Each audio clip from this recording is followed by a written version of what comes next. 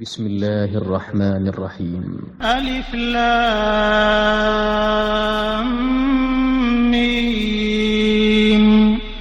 ذلك الكتاب لا ريب فيه هدى للمتقين الذين يؤمنون بالغيب ويقيمون الصلاة ومما رزقناهم ينفقون والذين يؤمنون بما أنزل إليك وما أنزل من قبلك وبالآخرة هم يوقنون أولئك على هدى من ربهم وأولئك هم المفلحون. إن الذين كفروا سواء عليهم أأنذرتهم أم لم تنذرهم لا يؤمنون. ختم الله على قلوبهم وعلى سمعهم وعلى أبصارهم غشاوة ولهم عذاب عظيم. ومن الناس من يقول آمنا بالله وباليوم الآخر وما هم بمؤمنين يخادعون الله والذين آمنوا وما يخدعون إلا أنفسهم وما يشعرون. في قلوبهم مرض فزادهم الله مرضا ولهم عذاب أليم بما كانوا يكذبون. وإذا قيل لهم لا تفسدوا في الأرض قالوا إنما نحن مصلحون ألا إنهم هم المفسدون ولكن لا يشعرون. وإذا قيل لهم آمنوا كما آمن الناس قالوا أنؤمن كما آمن السفهاء ألا إنهم هم السفهاء ولكن لا يعلمون. وإذا لقوا الذين آمنوا قالوا آمنا وإذا خلوا إلى شياطينهم قالوا إنا معكم إنما نحن مستهزئون. الله يستهزئ بهم ويمدهم في طغيانهم يعمهون. أولئك الذين اشتروا الضلالة بالهدى فما ربحت تجارتهم وما كانوا مهتدين. مثلهم كمثل الذي استوقد نارا فلما أضاءت ما حوله ذهب الله بنورهم وتركهم في ظلمات لا يبصرون. صم بكم عمي فهم لا يرجعون. أو كصيب من السماء فيه ظلمات ورعد وبرق يجعلون أصابعهم في آذانهم من الصواعق حذر الموت والله محيط بالكافرين. يكاد البرق يخطف أبصارهم كلما أضاء لهم مشوا فيه وإذا أظلم عليهم قاموا ولو شاء الله لذهب بسمعهم وأبصارهم إن الله على كل شيء قدير. يا أيها الناس اعبدوا ربكم الذي خلقكم والذين من قبلكم لعلكم تتقون. الذي جعل لكم الأرض فراشا والسماء بناء وأنزل من السماء ماء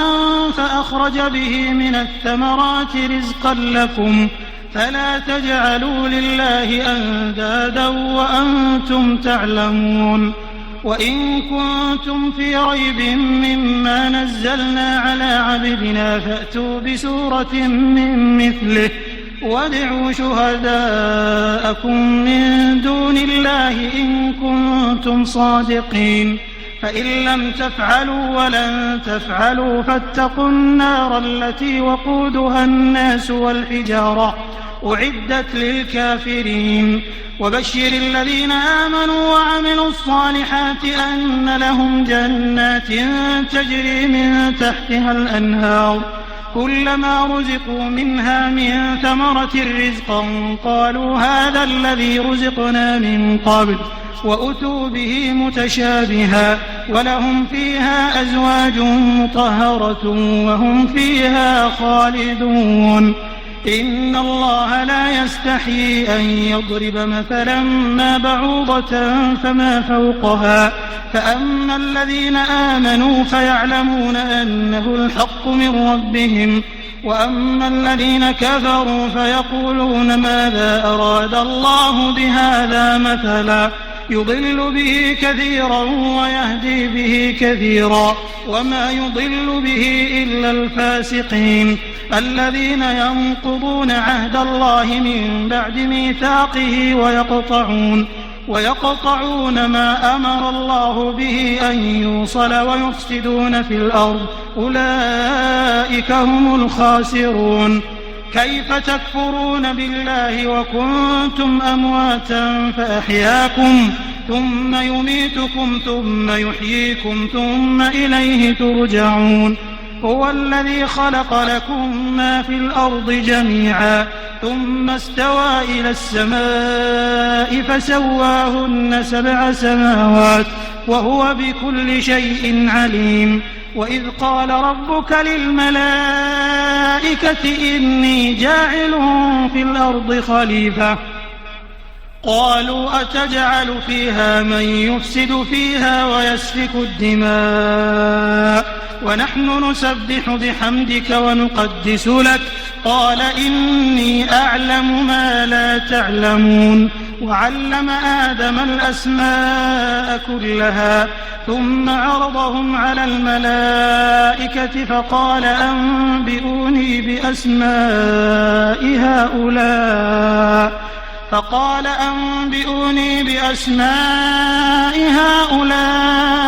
إن كنتم صادقين قالوا سبحانك لا علم لنا إلا ما علمتنا إنك أنت العليم الحكيم قال يا آدم أنبئهم بأسمائهم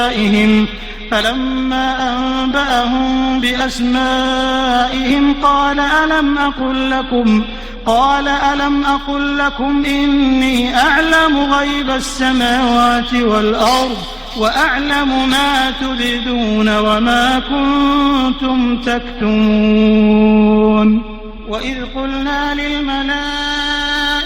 اسجدوا لآدم فسجدوا إلا إبليس أبى واستكبر وكان من الكافرين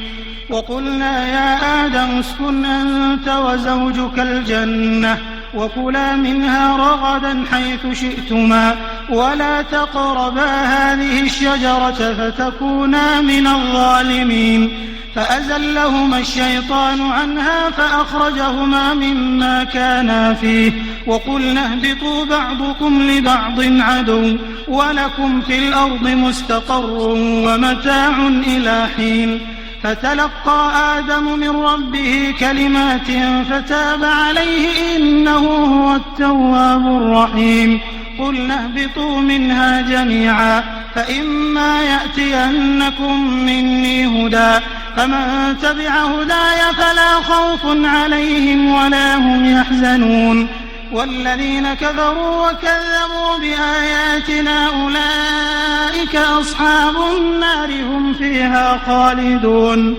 يا بني إسرائيل اذكروا نعمتي التي أنعمت عليكم وأوفوا بعهدي أوف بعهدكم وإياي فارهبون وآمنوا بما أنزلت مصدقا لما معكم ولا تكونوا أول كافر به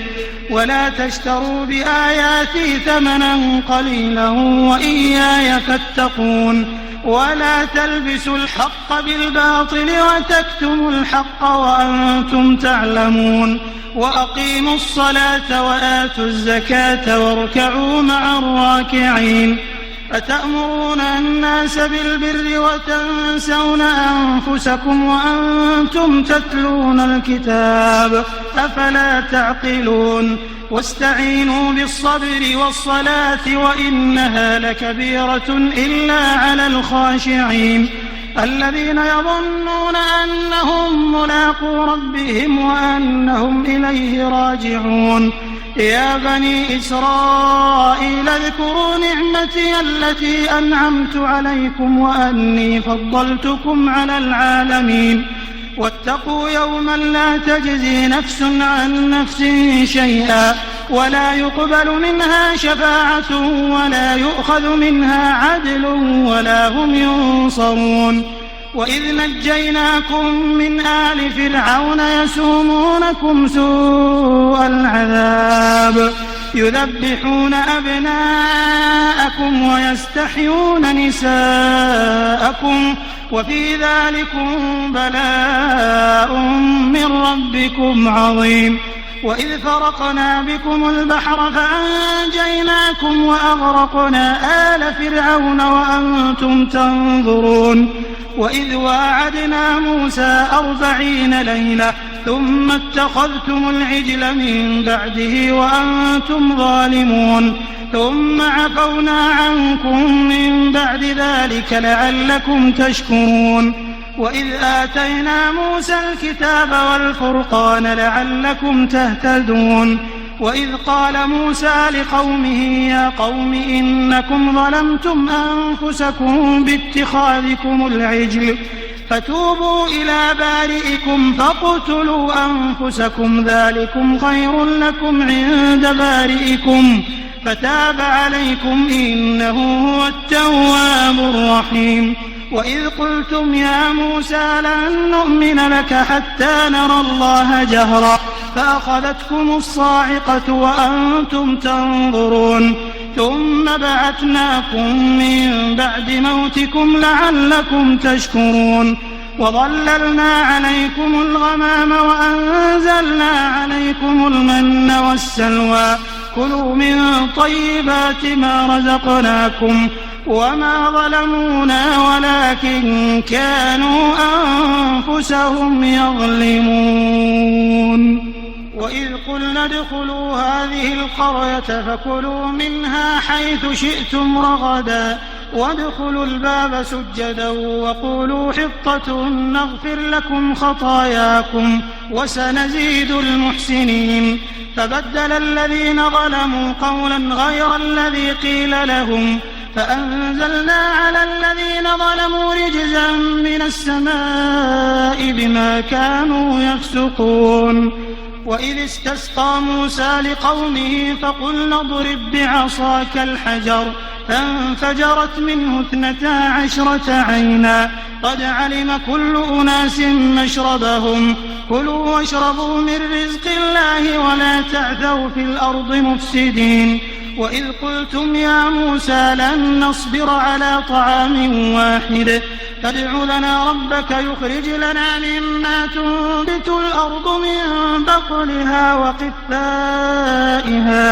وقثائها وفومها وعدسها وبصلها قال أتستبدلون الذي هو أدنى بالذي هو خير اهبطوا مصرا فإن لكم ما سألتم وضربت عليهم الذلة والمسكنة وباءوا بغضب من الله ذلك بأنهم كانوا يكفرون بآيات الله ويقتلون النبيين بغير الحق ذلك بما عصوا وكانوا يعتدون إن الذين آمنوا والذين هادوا والنصارى والصابئين من آمن بالله واليوم الآخر وعمل صالحا فلهم أجرهم عند ربهم ولا خوف عليهم ولا هم يحزنون وإذ أخذنا ميثاقكم ورفعنا فوقكم الطور خذوا ما آتيناكم بقوة واذكروا ما فيه لعلكم تتقون ثم توليتم من بعد ذلك فلولا فضل الله عليكم ورحمته لكنتم من الخاسرين ولقد علمتم الذين اعتدوا منكم في السبت فقلنا لهم كونوا قردة خاسئين فجعلناها نكالا لما بين يديها وما خلفها وموعظة للمتقين. وإذ قال موسى لقومه إن الله يأمركم أن تذبحوا بقرة قالوا أتتخذنا هزوا قال أعوذ بالله أن أكون من الجاهلين. قالوا ادع لنا ربك يبين لنا ما هي قال إنه يقول إنها بقرة لا فارض ولا بكر عوان بين ذلك فافعلوا ما تؤمرون. قالوا ادع لنا ربك يبين لنا ما لونها قال إنه يقول إنها بقرة صفراء فاقع لونها تسر الناظرين. قالوا ادع لنا ربك يبين لنا ما هي إن البقرة شابه علينا وإنا إن شاء الله لمهتدون. قال إنه يقول إنها بقرة لا ذلول تثير الأرض ولا تسقي الحرث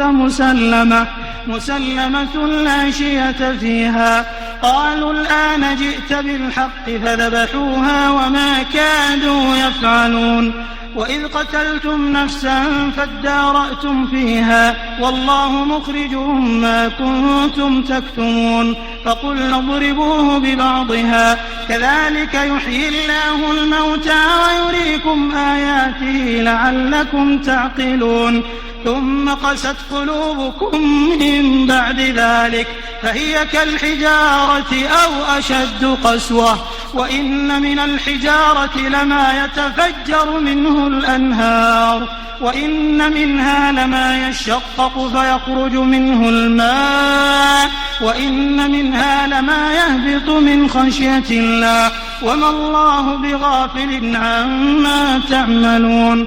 أفتطمعون أن يؤمنوا لكم وقد كان فريق منهم يسمعون كلام الله ثم يحرفونه من بعد ما عقلوه وهم يعلمون. وإذا لقوا الذين آمنوا قالوا آمنا وإذا خلا بعضهم إلى بعض قالوا أتحدثونهم بما فتح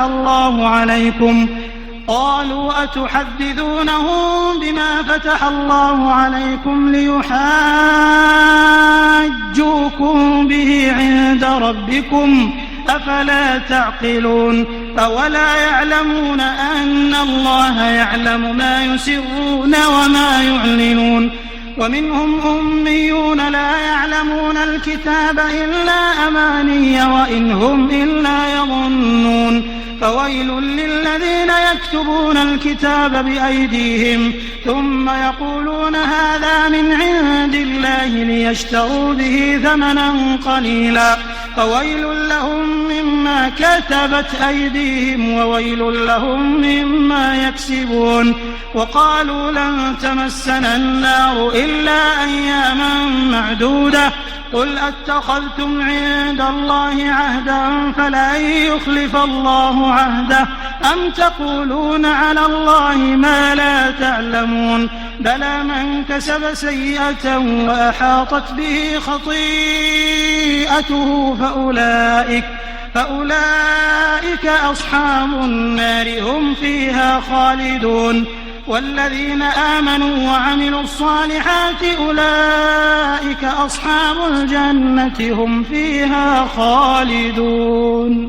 وإذ أخذنا ميثاق بني إسرائيل لا تعبدون إلا الله وبالوالدين إحسانا وذي القربى واليتامى والمساكين وقولوا للناس حسنا وأقيموا الصلاة وآتوا الزكاة ثم توليتم إلا قليلا منكم وأنتم معرضون وإذ أخذنا ميثاقكم لا تسفكون دماءكم ولا تخرجون أنفسكم من دياركم ثم أقررتم وأنتم تشهدون ثم أنتم هؤلاء تقتلون أنفسكم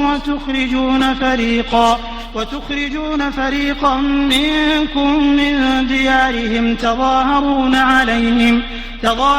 عليهم بالإثم والعدوان وإن يأتوكم أسارى تفادوهم وهو محرم عليكم إخراجهم أفتؤمنون ببعض الكتاب وتكفرون ببعض فما جزاء من يفعل ذلك منكم إلا خزي في الحياة الدنيا ويوم القيامة يردون إلى أشد العذاب وما الله بغافل عما تعملون أولئك الذين اشتروا الحياة الدنيا بالآخرة فلا يخفف عنهم العذاب ولا هم ينصرون ولقد آتينا موسى الكتاب وقفينا من بعده بالرسل وآتينا عيسى ابن مريم البينات وأيدناه بروح القدس أفكلما جاءكم رسول بما لا تهوى أنفسكم استكبرتم ففريقا كذبتم وفريقا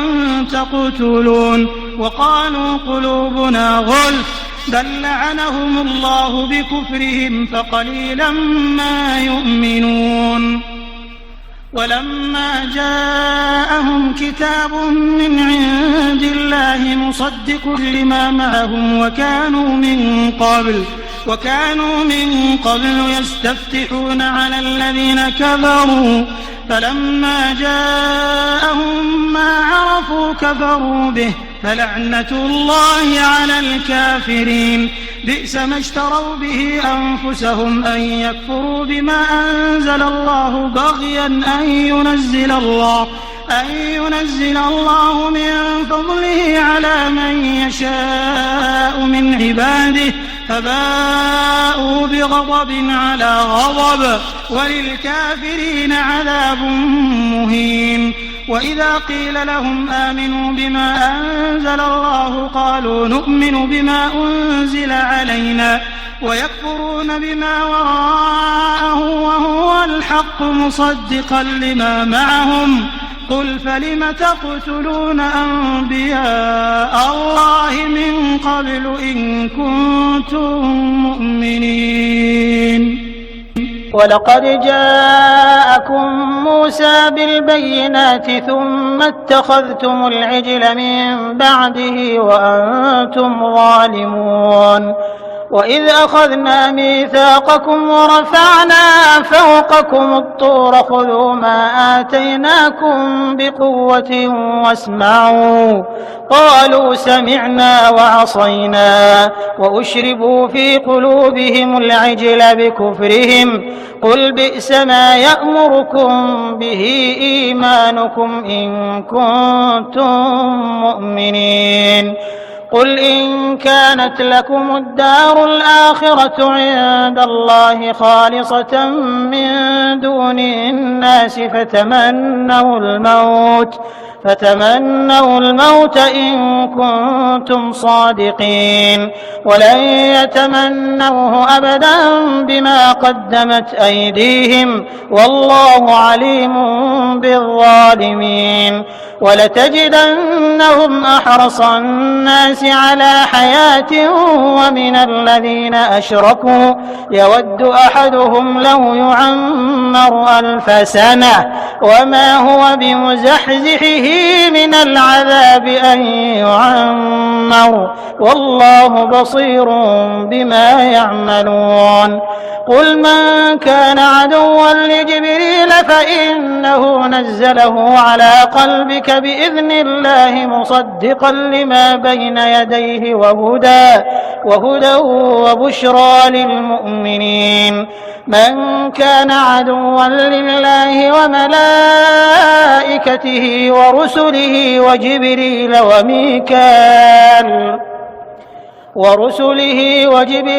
وميكال فإن الله عدو للكافرين. ولقد أنزلنا إليك آيات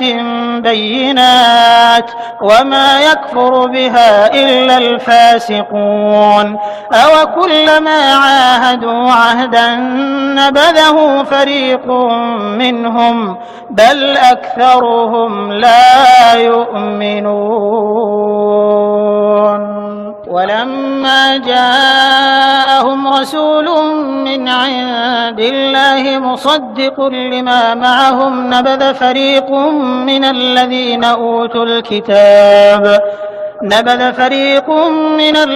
أوتوا الكتاب كتاب الله وراء ظهورهم كأنهم لا يعلمون.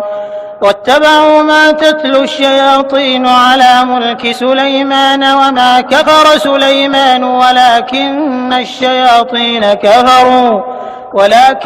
الشياطين كفروا يعلمون الناس السحر وما أنزل على الملكين ببابل هاروت وماروت وما يعلمان من أحد حتى يقولا إنما نحن فتنة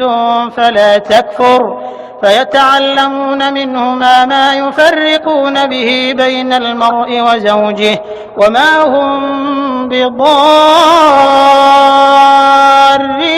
به من أحد إلا بإذن الله ويتعلمون ما يضرهم ولا ينفعهم ولقد علموا لمن اشتراه ما له في الآخرة من خلاق ولبئس ما شروا به أنفسهم لو كانوا يعلمون. ولو أنهم آمنوا واتقوا لمثوبة من عند الله خير لو كانوا يعلمون. يا أيها الذين آمنوا لا تقولوا راعنا وقولوا انظرنا واسمعوا وللكافرين عذاب أليم. ما يود الذين كفروا من أهل الكتاب ولا المشركين أن ينزل عليكم من خير من ربكم والله يختص برحمته من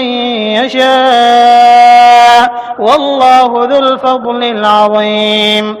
ما ننسخ من آية أو ننسها نأت بخير منها أو مثلها ألم تعلم أن الله على كل شيء قدير. ألم تعلم أن الله له ملك السماوات والأرض وما لكم من دون الله من ولي ولا نصير. أم تريدون أن تسألوا رسولكم كما سئل موسى من قبل ومن يتبدل الكفر بالإيمان فقد ضل سواء السبيل. ود كثير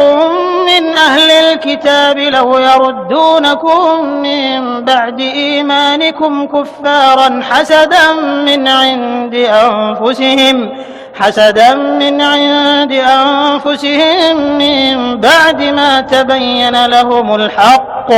فاعفوا واصفحوا حتى يأتي الله بأمره إن الله على كل شيء قدير. وأقيموا الصلاة وآتوا الزكاة وما تقدموا لأنفسكم من خير تجدوه عند الله إن الله بما تعملون بصير. وقالوا لن يدخل الجنة إلا من كان هودا أو نصارى تلك أمانيهم قل هاتوا برهانكم إن كنتم صادقين. بلى من أسلم وجهه لله وهو محسن فله أجره عند ربه ولا خوف عليهم ولا هم يحزنون. وقالت اليهود ليست النصارى على شيء وقالت النصارى ليست اليهود على شيء وهم يتلون الكتاب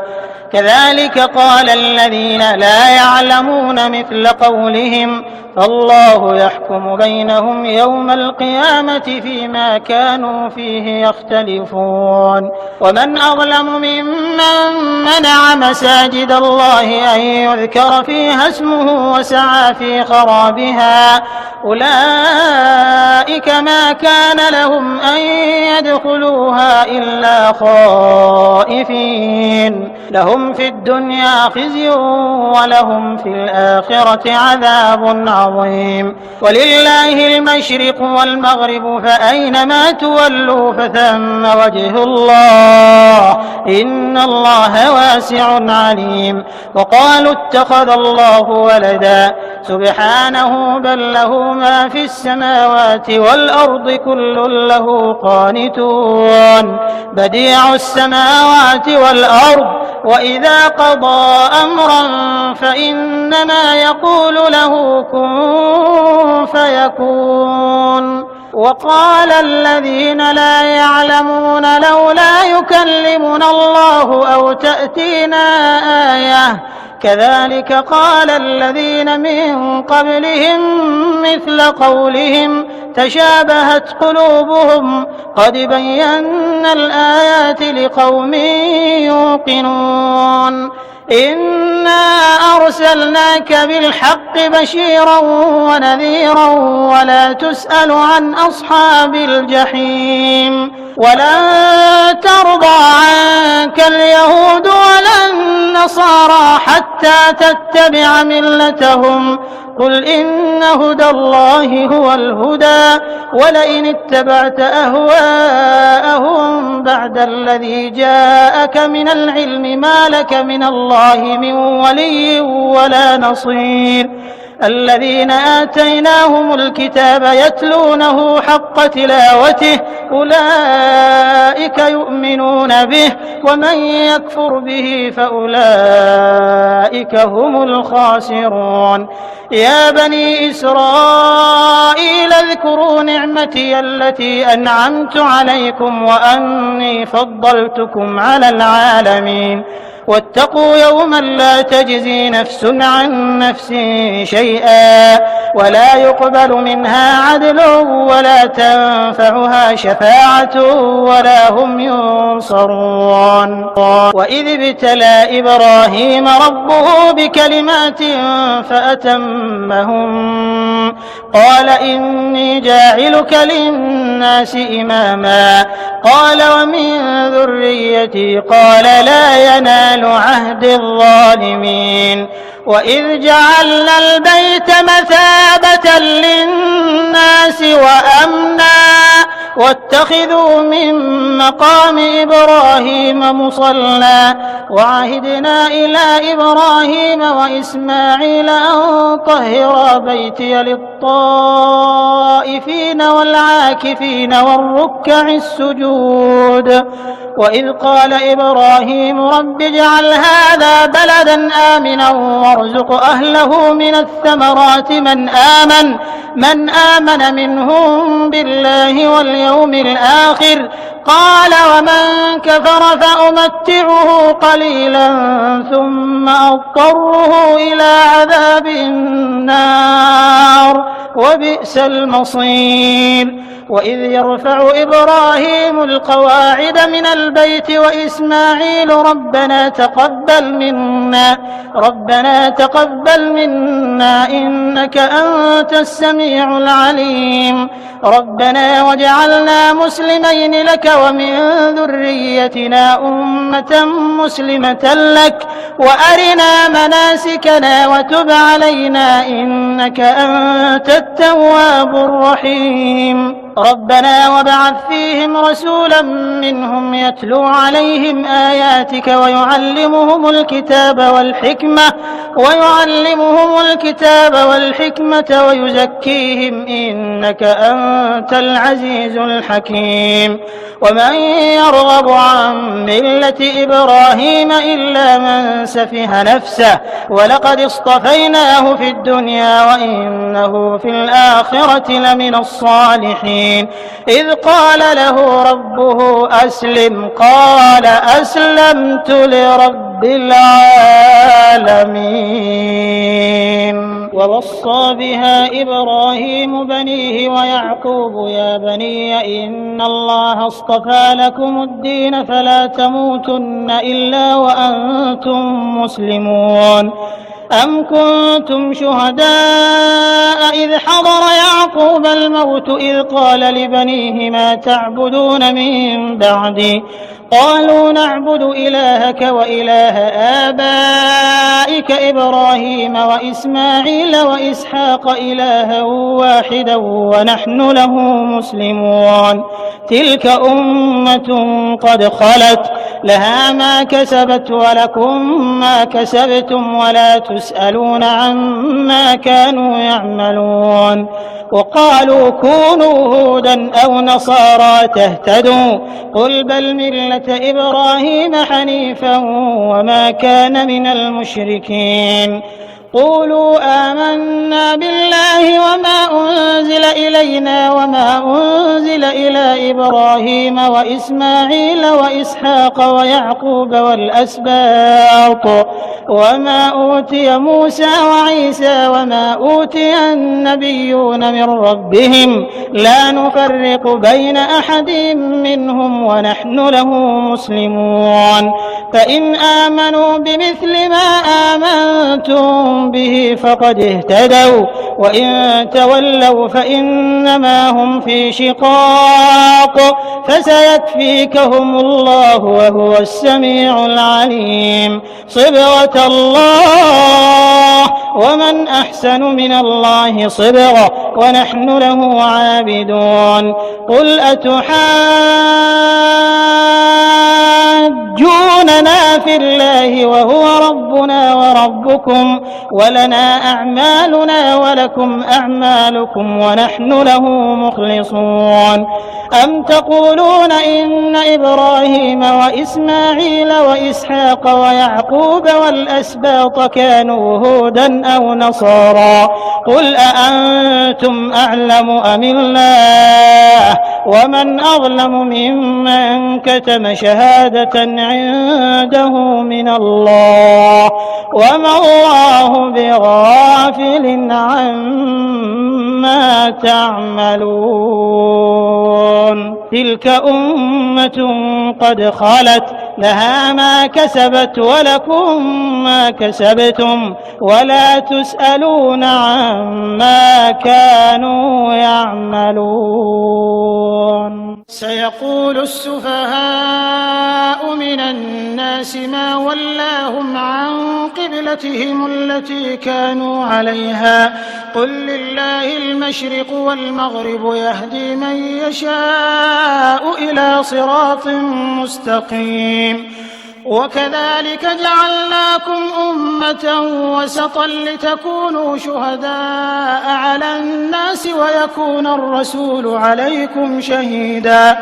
وما جعلنا القبلة التي كنت عليها إلا لنعلم من يتبع الرسول ممن ينقلب على عقبيه وإن كانت لكبيرة إلا على الذين هدى الله وما كان الله ليضيع إيمانكم إن الله بالناس لرؤوف رحيم. قد نرى تقلب وجهك في السماء فلنولينك قبلة ترضاها فول وجهك شطر المسجد الحرام وحيث ما كنتم فولوا وجوهكم شطره وإن الذين أوتوا الكتاب ليعلمون أنه الحق من ربهم وما الله بغافل عما يعملون. ولئن أتيت الذين أوتوا الكتاب بكل آية ما تبعوا قبلتك وما أنت بتابع قبلتهم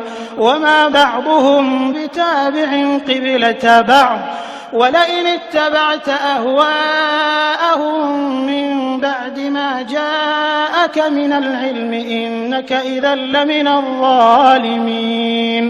الذين آتيناهم الكتاب يعرفونه كما يعرفون أبناءهم وإن فريقا منهم ليكتمون الحق وهم يعلمون. الحق من ربك فلا تكونن من الممترين. ولكل وجهة هو موليها فاستبقوا الخيرات أينما تكونوا يأت بكم الله جميعا إن الله على كل شيء قدير. ومن حيث خرجت فول وجهك شطر المسجد الحرام وإنه للحق من ربك وما الله بغافل عما تعملون. ومن حيث خرجت فول وجهك شطر المسجد الحرام وحيث ما كنتم فولوا وجوهكم شطره لئلا يكون للناس عليكم حجة إلا الذين ظلموا منهم فلا تخشوهم واخشوني ولأتم نعمتي عليكم ولعلكم تهتدون. كما أرسلنا فيكم رسولا منكم يتلو عليكم آياتنا ويزكيكم ويعلمكم الكتاب والحكمة ويعلمكم ما لم تكونوا تعلمون. فاذكروني أذكركم واشكروا لي ولا تكفرون. يا أيها الذين آمنوا استعينوا بالصبر والصلاة إن الله مع الصابرين. ولا تقولوا لمن يقتل في سبيل الله أموات بل أحياء ولكن لا تشعرون. ولنبلونكم بشيء من الخوف والجوع ونقص من الأموال والأنفس والثمرات وبشر الصابرين الذين إذا أصابتهم مصيبة قالوا إنا لله وإنا إليه راجعون. أولئك عليهم صلوات من ربهم ورحمة وأولئك هم المهتدون. إن الصفا والمروة من شعائر الله فمن حج البيت أو اعتمر فلا جناح عليه أن يطوف بهما ومن تطوع خيرا فإن الله شاكر عليم. إن الذين يكتمون ما أنزلنا من البينات والهدى من بعد ما بيناه للناس في الكتاب أولئك يلعنهم الله ويلعنهم اللاعنون إلا الذين تابوا وأصلحوا وبينوا فأولئك أتوب عليهم وأنا التواب الرحيم. إن الذين كفروا وماتوا وهم كفار أولئك عليهم لعنة الله والملائكة والناس أجمعين خالدين فيها لا يخفف عنهم العذاب ولا هم ينظرون. وإلهكم إله واحد لا إله إلا هو الرحمن الرحيم. إن في خلق السماوات والأرض واختلاف الليل والنهار والفلك التي تجري في البحر بما ينفع الناس وما أنزل الله من السماء من ماء فأحيا به الأرض بعد موتها وبث فيها من كل دابة وتصريف الرياح والسحاب المسخر بين السماء والأرض لآيات لقوم يعقلون ومن الناس من يتخذ من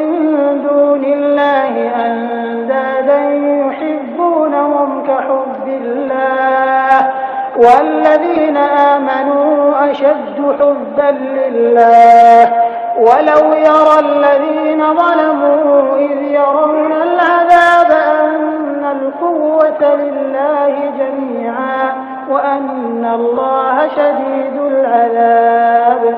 إذ تبرأ الذين اتبعوا من الذين اتبعوا ورأوا العذاب وتقطعت بهم الأسباب وقال الذين اتبعوا لو أن لنا كرة فنتبرأ منهم كما تبرأوا منا كذلك يريهم الله أعمالهم حسرات عليهم وما هم بخارجين من النار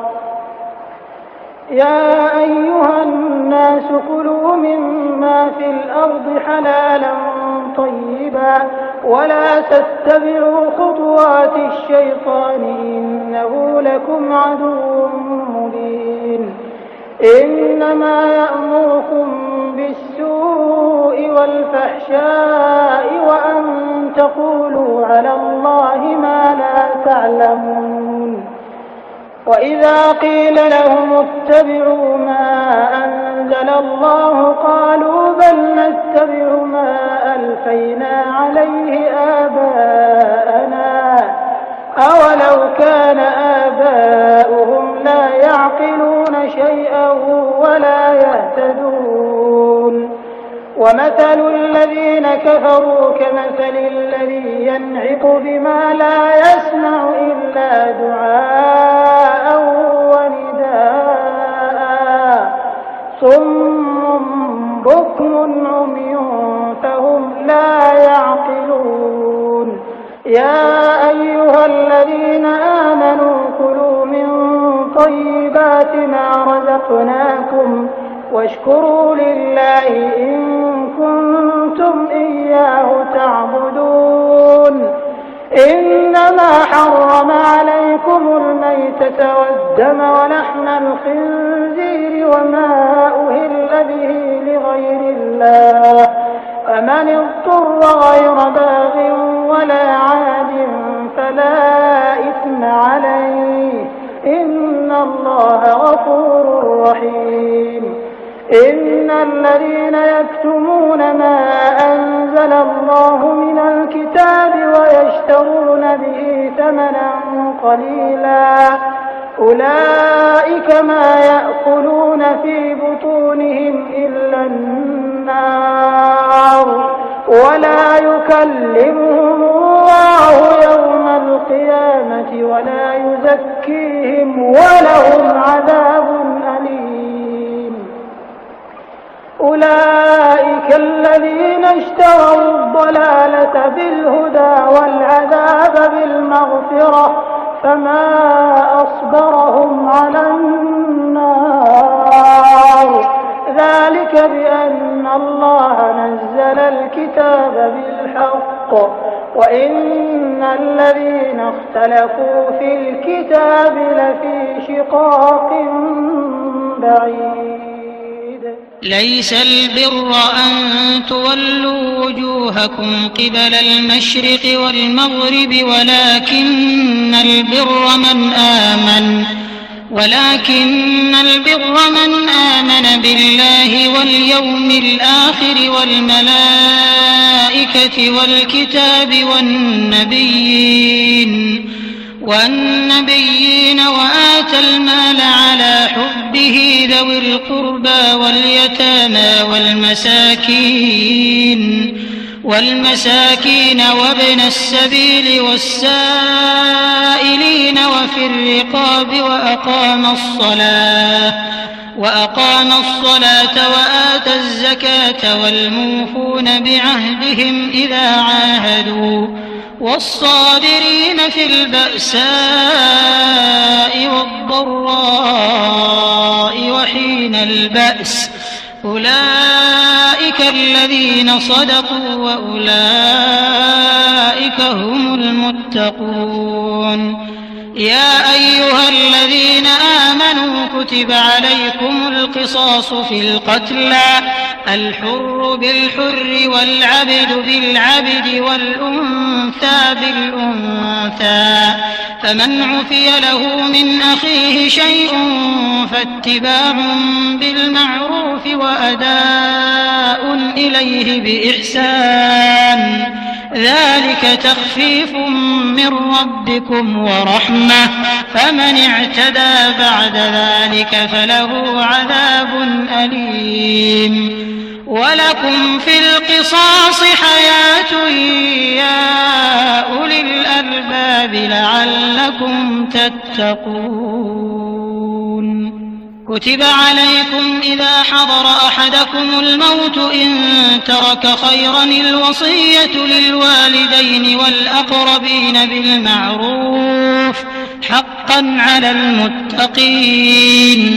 فمن بدله بعدما سمعه فإنما إثمه على الذين يبدلونه إن الله سميع عليم. فمن خاف من موص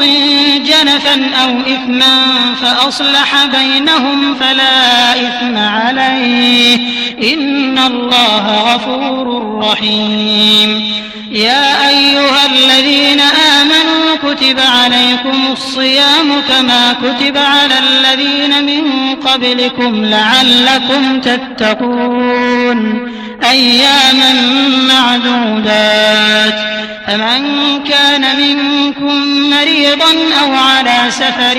فعدة من أيام أخر وعلى الذين يطيقونه فدية طعام مسكين فمن تطوع خيرا فهو خير له وأن تصوموا خير لكم إن كنتم تعلمون.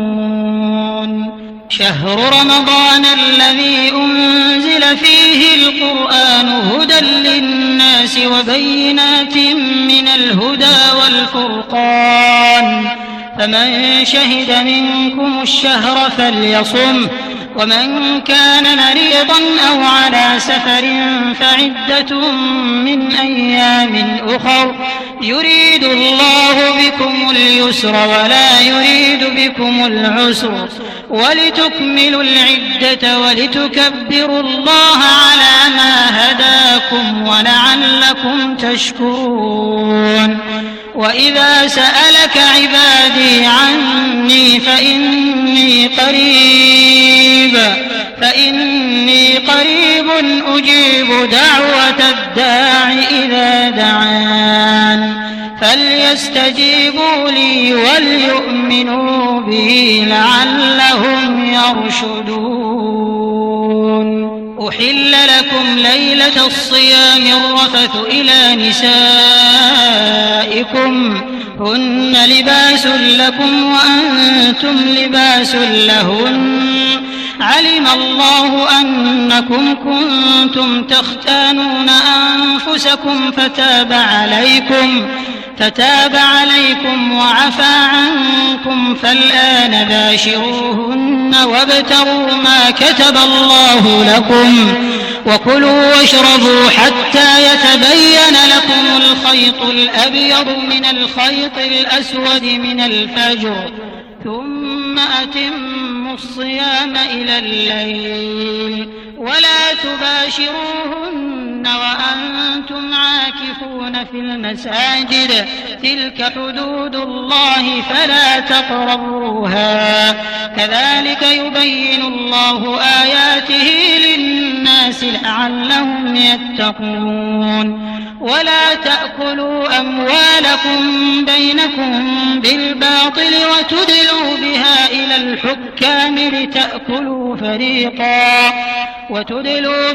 إلى الحكام لتأكلوا فريقا من أموال الناس بالإثم وأنتم تعلمون يسألونك عن الأهلة قل هي مواقيت للناس والحج وليس البر بأن تأتوا البيوت من ظهورها ولكن البر من اتقى وأتوا البيوت من أبوابها واتقوا الله لعلكم تفلحون وقاتلوا في سبيل الله الذين يقاتلونكم ولا تعتدوا إن الله لا يحب المعتدين واقتلوهم حيث ثقفتموهم وأخرجوهم من حيث أخرجوكم والفتنة أشد من القتل ولا تقاتلوهم عند المسجد الحرام حتى يقاتلوكم فيه فإن قاتلوكم فاقتلوهم كذلك جزاء الكافرين فإن انتهوا فإن الله غفور رحيم وقاتلوهم حتى لا تكون فتنة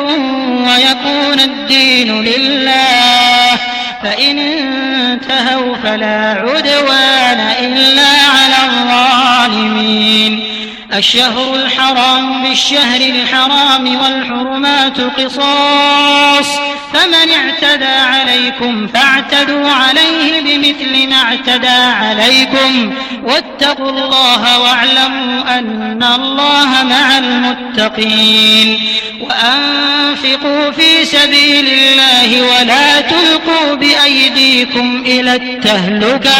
وأحسنوا إن الله يحب المحسنين وأتموا الحج والعمرة لله فإن أحصرتم فما استيسر من الهدي ولا تحلقوا رؤوسكم حتى يبلغ الهدي محله فمن كان منكم مريضا أو به أذى من رأسه ففدية من صيام أو صدقة أو نسك فإذا أمنتم فمن تمتع بالعمرة إلى الحج فما استيسر من الهدي فمن لم يجد فصيام 3 أيام في الحج و7 إذا رجعتم تلك 10 كاملة ذلك لمن لم يكن أهله حاضر المسجد الحرام واتقوا الله واعلموا أن الله شديد العقاب الحج أشهر معلومات فمن فرض فيهن الحج فلا رفث ولا فسوق ولا جدال في الحج وما تفعلوا من خير يعلمه الله وتزودوا فإن خير الزاد التقوى واتقون يا أولي الألباب ليس عليكم جناح أن تبتغوا فضلا من ربكم فإذا أفضتم من عرفات فاذكروا الله عند المشعر الحرام واذكروه كما هداكم وإن كنتم من قبله لمن الضالين ثم أفيضوا من حيث أفاض الناس واستغفروا الله إن الله غفور رحيم فإذا قضيتم مناسككم فاذكروا الله كذكركم آباءكم أو أشد ذكرا فمن الناس من يقول ربنا آتنا في الدنيا وما له في الآخرة من خلاق ومنهم من يقول ربنا آتنا في الدنيا حسنة وفي الآخرة حسنة وقنا عذاب النار أولئك لهم نصيب مما كسبوا والله سريع الحساب واذكروا الله في أيام معدودات فمن تعجل في يومين فلا إثم عليه ومن تأخر فلا إثم عليه لمن اتقى واتقوا الله واعلموا أنكم إليه تحشرون ومن الناس من يعجبك قوله في الحياة الدنيا ويشهد الله على ما في قلبه وهو ألد الخصام وإذا تولى سعى في الأرض ليفسد فيها ويهلك الحرث والنسل والله لا يحب الفساد وإذا قيل له اتق الله أخذته العزة بالإثم فحسبه جهنم ولبئس المهاد ومن الناس من يشري نفسه ابتغاء مرضات الله والله رؤوف بالعباد يا أيها الذين آمنوا ادخلوا في السلم كافة ولا تتبعوا خطوات الشيطان إنه لكم عدو مبين فإن زللتم من بعد ما جاءتكم البينات فاعلموا أن الله عزيز حكيم هل ينظرون إلا أن يأتيهم الله في ظلل من الغمام والملائكة وقضي الأمر وإلى الله ترجع الأمور سل بني إسرائيل كم آتيناهم من آية بينة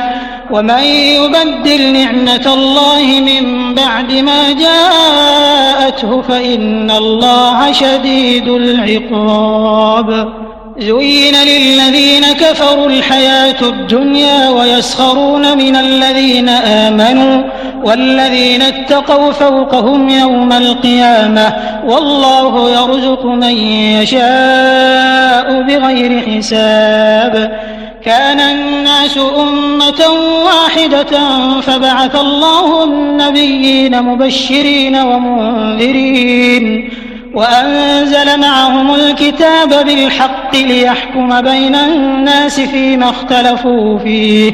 وما اختلف فيه إلا الذين أوتوه من بعد ما جاءتهم البينات بغيا بينهم فهدى الله الذين آمنوا لما اختلفوا فيه من الحق بإذنه والله يهدي من يشاء إلى صراط مستقيم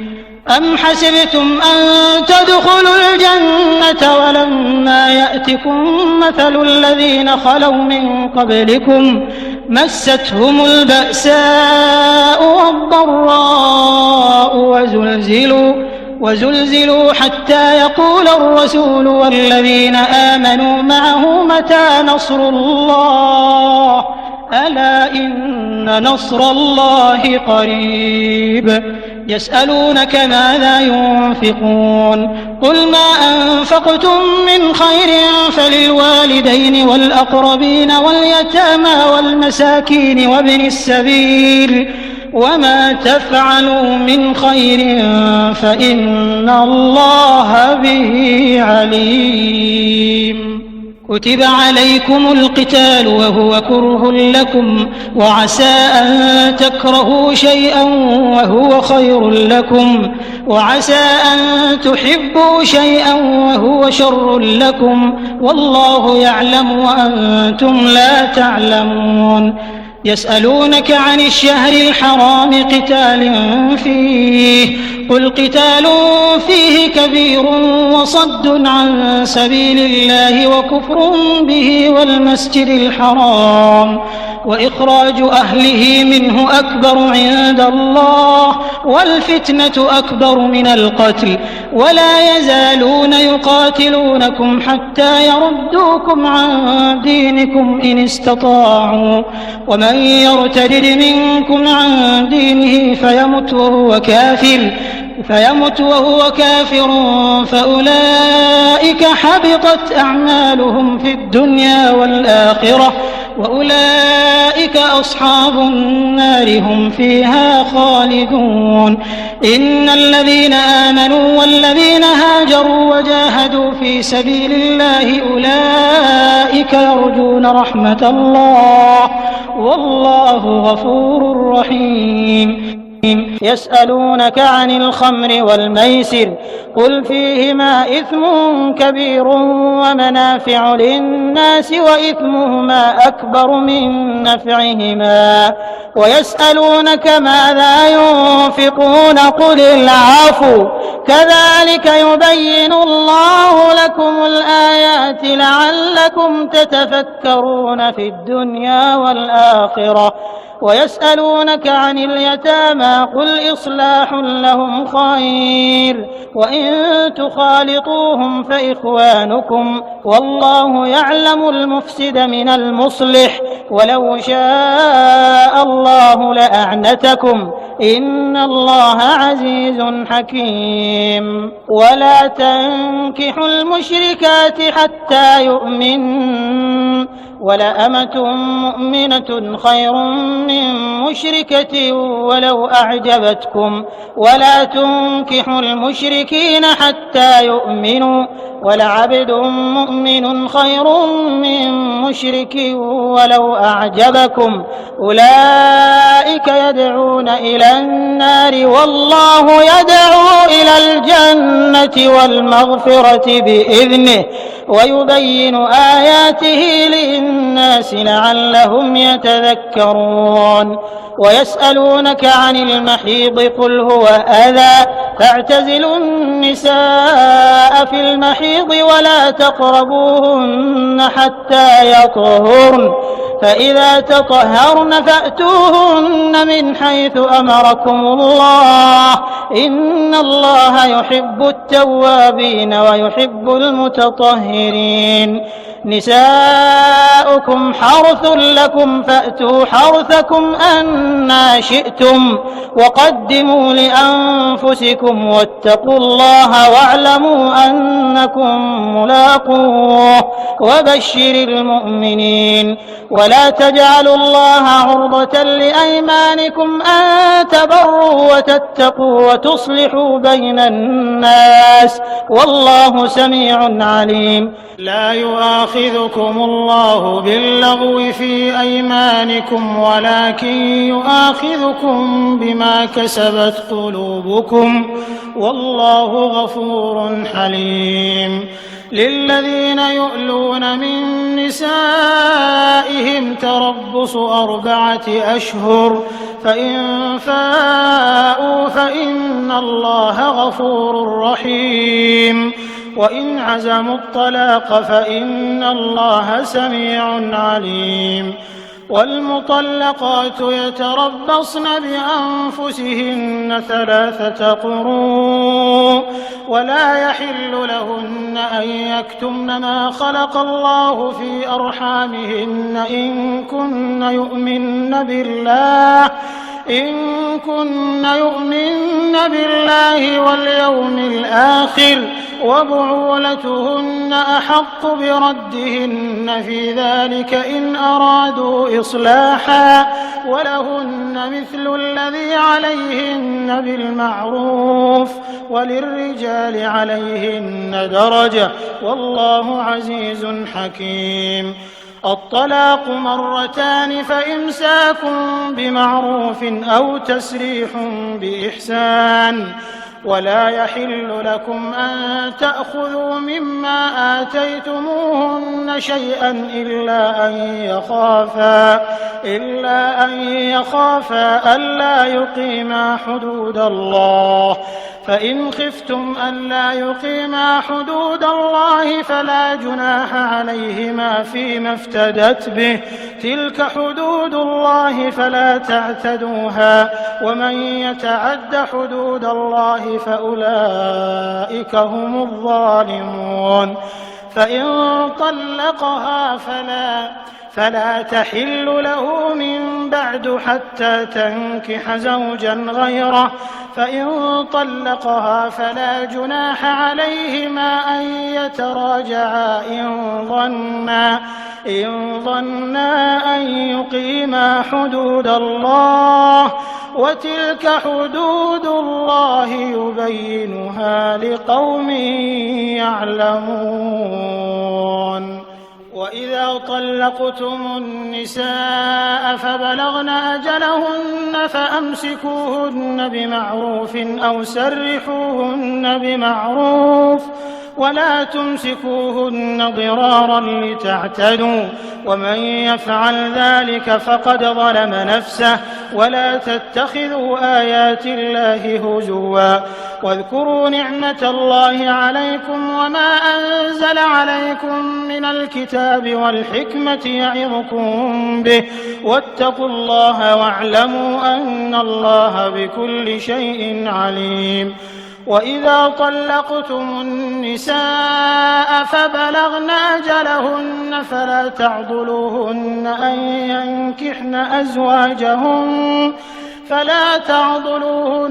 ينكحن أزواجهن إذا تراضوا بينهم بالمعروف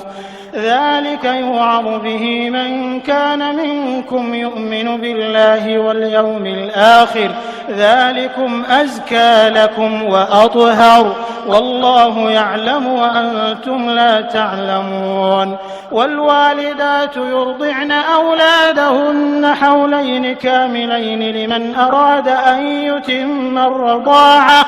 وعلى المولود له رزقهن وكسوتهن بالمعروف لا تكلف نفس إلا وسعها لا تضار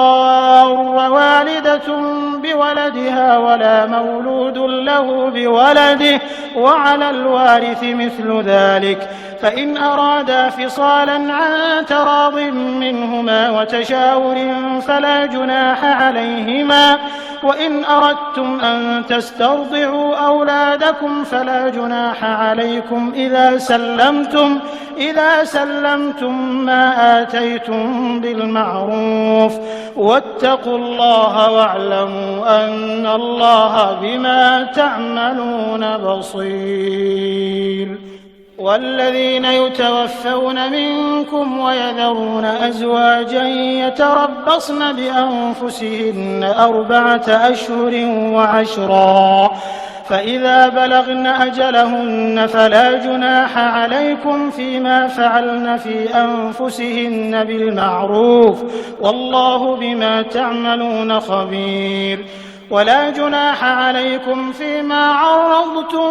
به من خطبة النساء أو أكننتم في أنفسكم علم الله أنكم ستذكرونهن ولكن لا تواعدوهن سرا إلا أن تقولوا قولا معروفا ولا تعزموا عقدة النكاح حتى يبلغ الكتاب أجله واعلموا أن الله يعلم ما في أنفسكم فاحذروه واعلموا أن الله غفور حليم لا جناح عليكم إن طلقتم النساء ما لم تمسوهن أو تفرضوا لهن فريضة ومتعوهن على الموسع قدره وعلى المقتر قدره متاعا بالمعروف حقا على المحسنين وإن طلقتموهن من قبل أن تمسوهن وقد فرضتم لهن فريضة فنصف ما فرضتم إلا أن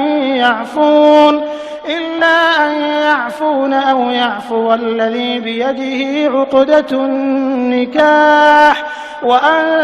تعفوا أقرب للتقوى ولا تنسوا الفضل بينكم إن الله بما تعملون بصير حافظوا على الصلوات والصلاة الوسطى وقوموا لله قانتين فإن خفتم فرجالا أو ركبانا فإذا أمنتم فاذكروا الله كما علمكم ما لم تكونوا تعلمون والذين يتوفون منكم ويذرون أزواجا وصية لأزواجهم متاعا إلى الحول غير إخراج فإن خرجن فلا جناح عليكم فيما فعلن في أنفسهن من معروف والله عزيز حكيم وللمطلقات متاع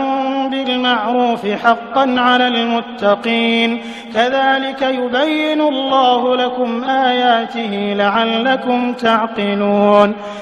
ألم تر إلى الذين خرجوا من ديارهم وهم ألوف حذر الموت فقال لهم الله موتوا ثم أحياهم إن الله لذو فضل على الناس ولكن أكثر الناس لا يشكرون وقاتلوا في سبيل الله واعلموا أن الله سميع عليم من ذا الذي يقرض الله قرضا حسنا فيضاعفه له أضعافا كثيرة والله يقبض ويبسط وإليه ترجعون ألم تر إلى الملأ من بني إسرائيل من بعد موسى إذ قالوا لنبي له مبعث لنا ملكا نقاتل في سبيل الله قال هل عسيتم إن كتب عليكم القتال ألا تقاتلوا قالوا وما لنا ألا نقاتل في سبيل الله وقد أخرجنا من ديارنا وأبنائنا فلما كتب عليهم القتال تولوا إلا قليلا منهم والله عليم بالظالمين وقال لهم نبيهم إن الله قد بعث لكم طالوت ملكا قالوا أنى يكون له الملك علينا ونحن أحق بالملك منه ولم يؤت سعة من المال قال إن الله اصطفاه عليكم وزاده بسطة في العلم والجسم والله يؤتي ملكه من يشاء والله واسع عليم وقال لهم نبيهم إن آية ملكه أن يأتيكم التابوت فيه سكينة من ربكم وبقية مما ترك آل موسى وآل هارون تحمله الملائكة إن في ذلك لآية لكم إن كنتم مؤمنين فلما فصل طالوت بالجنود قال إن الله مبتليكم بنهر فمن شرب منه فليس مني ومن لم يطعمه فإنه مني إلا من اغترف غرفة بيده فشربوا منه إلا قليلا منهم فلما جاوزه هو والذين آمنوا معه قالوا لا طاقة لنا اليوم بجالوت وجنوده قال الذين يظنون أنهم ملاقو الله كم من فئة قليلة غلبت فئة كثيرة بإذن الله والله مع الصابرين ولما برزوا لجالوت وجنوده قالوا ربنا أفرغ علينا صبرا وثبت أقدامنا وانصرنا على القوم الكافرين فهزموهم بإذن الله. وقتل داود جالوت وآتاه الله الملك والحكمة وعلمه مما يشاء ولولا دفع الله الناس بعضهم ببعض لفسدت الأرض ولكن الله ذو فضل على العالمين. تلك آيات الله نتلوها عليك بالحق وإنك لمن المرسلين. أعوذ بالله من الشيطان الرجيم. تلك الرسل فضلنا بعضهم على بعض منهم من كلم الله ورفع بعضهم درجات وآتينا عيسى ابن مريم البينات وأيدناه بروح القدس ولو شاء الله ما اقتتل الذين من بعدهم من بعد ما جاءتهم البينات ولكن اختلفوا فمنهم من آمن ومنهم من كفر ولو شاء الله ما اقتتلوا ولكن الله يفعل ما يريد. يا أيها الذين آمنوا أنفقوا مما رزقناكم من قبل أن يأتي يوم لا بيع فيه ولا خلة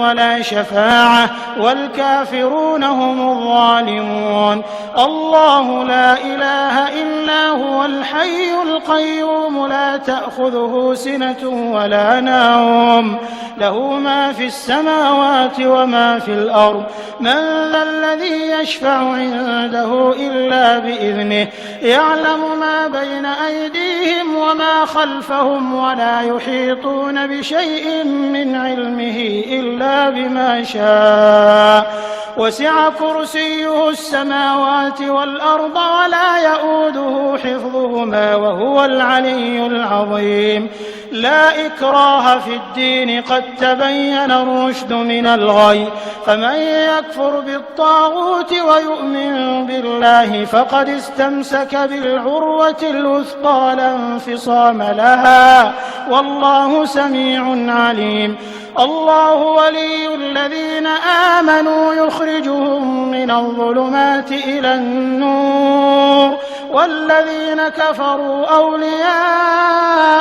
الطاغوت يخرجونهم من النور إلى الظلمات أولئك أصحاب النار هم فيها خالدون.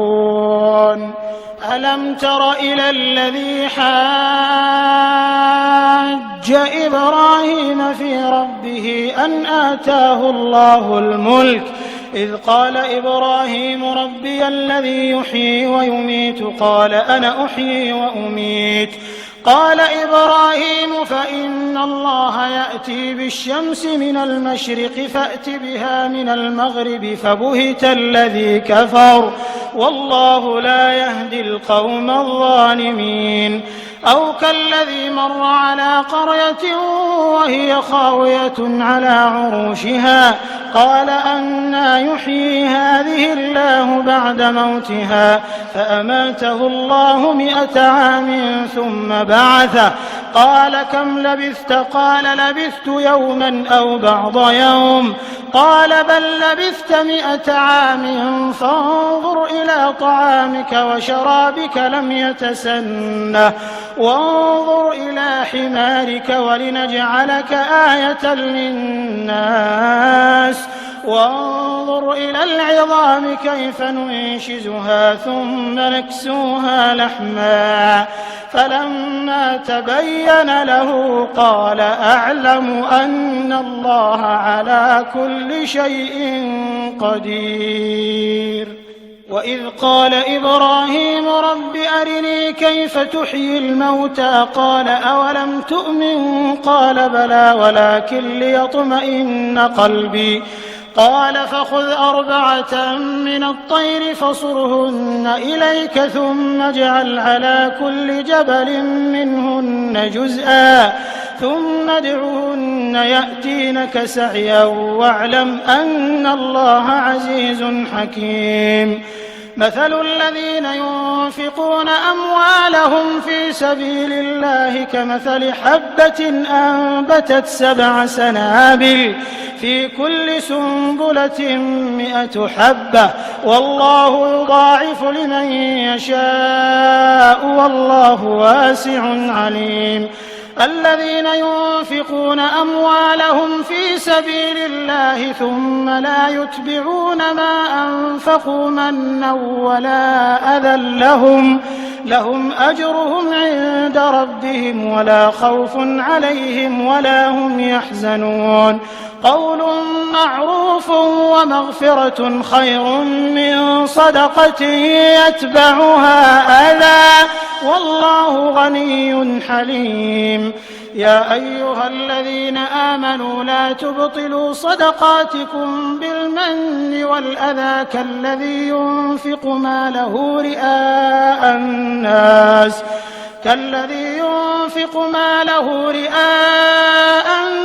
ولا يؤمن بالله واليوم الآخر فمثله كمثل صفوان عليه تراب فأصابه وابل فتركه صلدا لا يقدرون على شيء مما كسبوا والله لا يهدي القوم الكافرين. ومثل الذين ينفقون أموالهم ابتغاء مرضات الله وتثبيتا من أنفسهم كمثل جنة بربوة أصابها وابل فآتت أكلها ضعفين فإن لم يصبها وابل فطل والله بما تعملون بصير. أيود أحدكم أن تكون له جنة من نخيل وأعناب تجري من تحتها الأنهار له فيها من كل الثمرات وأصابه الكبر وله ذرية ضعفاء فأصابها إعصار فيه نار فاحترقت كذلك يبين الله لكم الآيات لعلكم تتفكرون. يا أيها الذين آمنوا أنفقوا من طيبات ما كسبتم ومما أخرجنا لكم من الأرض ولا تيمموا الخبيث منه تنفقون ولستم بآخذيه إلا أن تغمضوا فيه واعلموا أن الله غني حميد. الشيطان يعدكم الفقر ويأمركم بالفحشاء والله يعدكم مغفرة منه وفضلا والله واسع عليم. يؤتي الحكمة من يشاء ومن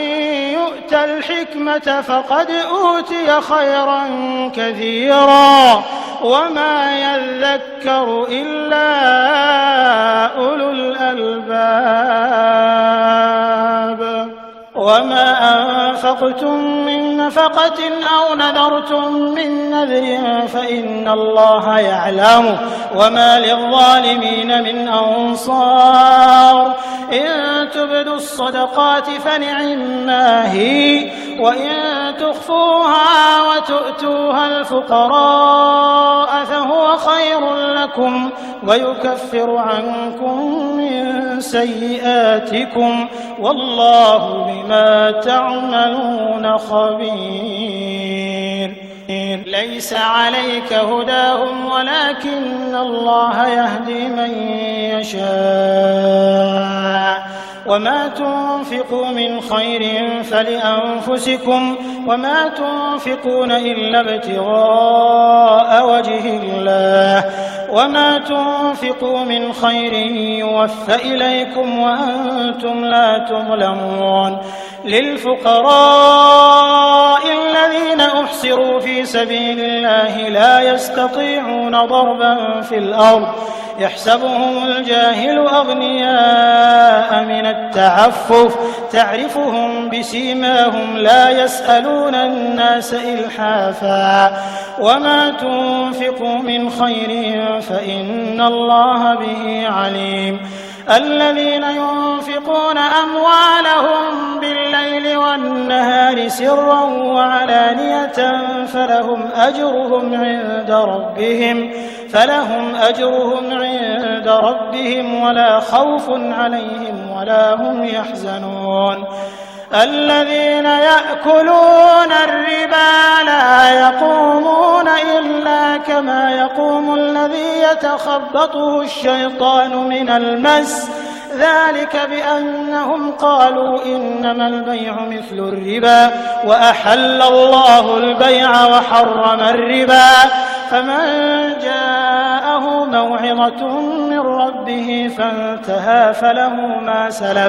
فله ما سلف وأمره إلى الله ومن عاد فأولئك أصحاب النار هم فيها خالدون يمحق الله الربا ويربي الصدقات والله لا يحب كل كفار أثيم إن الذين آمنوا وعملوا الصالحات وأقاموا الصلاة وآتوا الزكاة لهم أجرهم عند ربهم ولا خوف عليهم ولا هم يحزنون يا أيها الذين آمنوا اتقوا الله وذروا ما بقي من الربا إن كنتم مؤمنين فإن لم تفعلوا فأذنوا بحرب من الله ورسوله وإن تبتم فلكم رؤوس أموالكم لا تظلمون ولا تظلمون وإن كان ذو عسرة فنظرة إلى ميسرة وأن تصدقوا خير لكم إن كنتم تعلمون واتقوا يوما ترجعون فيه إلى الله ثم توفى كل نفس ما كسبت وهم لا يظلمون يا أيها الذين آمنوا إذا تداينتم بدين إلى أجل مسمى فاكتبوه وليكتب بينكم كاتب بالعدل ولا يأب كاتب أن يكتب كما علمه الله فليكتب وليملل الذي عليه الحق وليتق الله ربه ولا يبخس منه شيئا فإن كان الذي عليه الحق سفيها أو ضعيفا أو لا يستطيع أن يمله فليملل وليه بالعدل واستشهدوا شهيدين من رجالكم فإن لم يكونا رجلين فرجل وامرأتان ممن ترضون من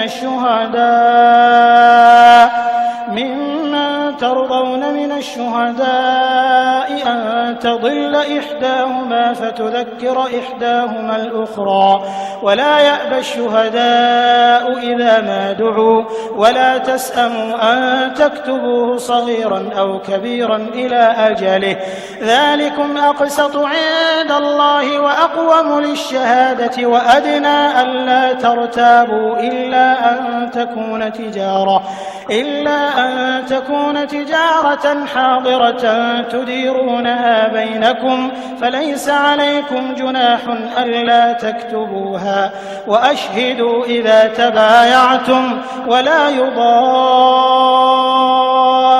كاتب ولا شهيد وإن تفعلوا فإنه فسوق بكم واتقوا الله ويعلمكم الله والله بكل شيء عليم وإن كنتم على سفر ولم تجدوا كاتبا فرهان مقبوضة فإن أمن بعضكم بعضا فليؤدي الذي اؤتمن أمانته وليتق الله ربه ولا تكتموا الشهادة ومن يكتمها فإنه آثم قلبه والله بما تعملون عليم